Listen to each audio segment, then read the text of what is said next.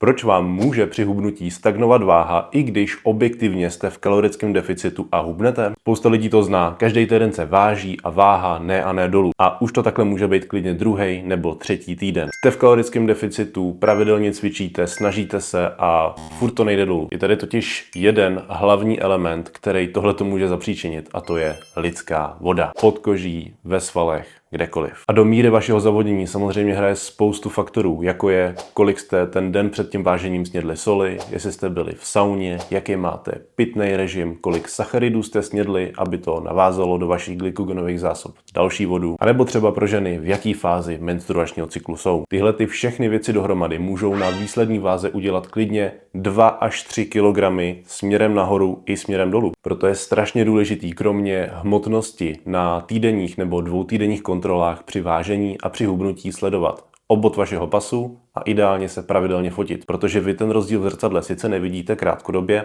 ale když si pak dáte porovnávačku po 2 nebo 3 měsících, tak by ten rozdíl měl být velký. Hlavní je si z této stagnace nic nedělat, pokračovat dál v plánu a pokud je dobře nastavený, výsledky se dostaví. Pro další videa o zdravém životním stylu mi dej like a follow.